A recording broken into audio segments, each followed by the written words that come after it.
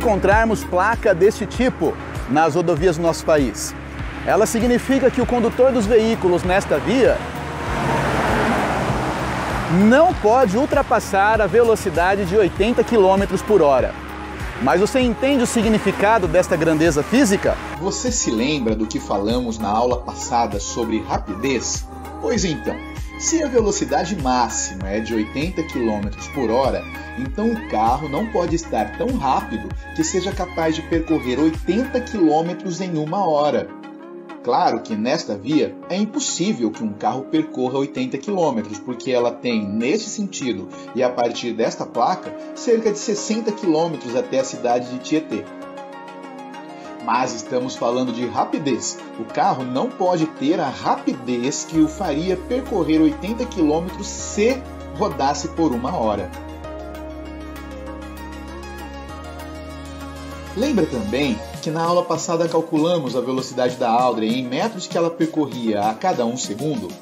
Será que tem um jeito de comparar essa velocidade 80 km por hora com a dela, que deu cerca de 1 metro por segundo, ou com a do Usain Bolt, de 10 metros por segundo? Para responder isso, vamos fazer um radar manual, caseiro. Vou marcar nesta rua, na frente da minha casa, essas duas linhas com 5 metros de distância entre elas. E vamos esperar um carro passar e marcar o tempo. Passaram umas pessoas, uns ciclistas e este carro. Olha o tempo deles.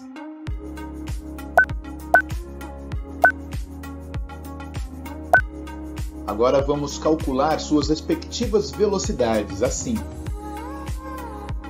Vamos observar a velocidade do carro. Ele percorre 12,5 metros a cada 1 segundo. Se ele ficasse nessa rapidez por 1 hora, quantos metros percorreria? 1 hora tem 60 minutos, cada minuto tem 60 segundos. Então, cada 1 hora tem 60 vezes 60 igual a 3.600 segundos. Esse carro percorreria, portanto, 45.000 metros em 1 hora nesta rapidez. Mas cada 1.000 metros equivale a 1 quilômetro. Então, dividindo esse resultado por 1.000, teremos 45 km a cada hora. Ou seja, a velocidade deste carro é 45 km por hora. Note que multiplicamos por 3.600 e depois dividimos por 1.000. Então, daria o mesmo resultado se multiplicássemos o valor inicial por 3,6. Veja as outras velocidades.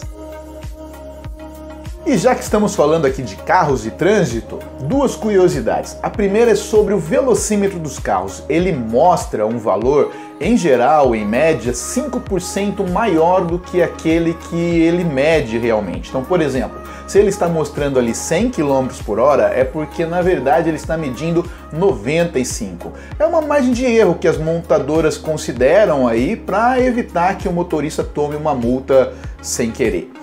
Outra questão é sobre os radares e o Código de Trânsito Brasileiro.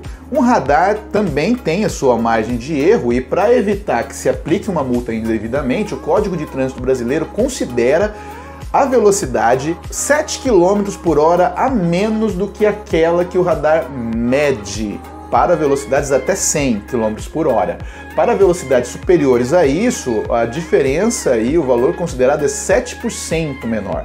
Então, por exemplo, se você estiver numa via que tem limite de velocidade de 80 km por hora e um radar mede que você estava a 85, você não vai tomar multa, porque o valor a ser considerado é de 78 km por hora. Ou, se você estiver numa via a 130 km por hora, mas a velocidade limite é 120, nesse caso sim, você vai tomar a multa mesmo assim. Por quê? Porque 7% de 130 não dá essa diferença de 10 km por hora que você está em excesso, tá bom? Então tome cuidado, não use essas informações para você transitar com um valor maior do que a velocidade limite e boa sorte. Eu espero que você tenha gostado desse vídeo, se inscreva, compartilhe o vídeo com os estudantes de física, com as pessoas que querem aprender mais, tá bom?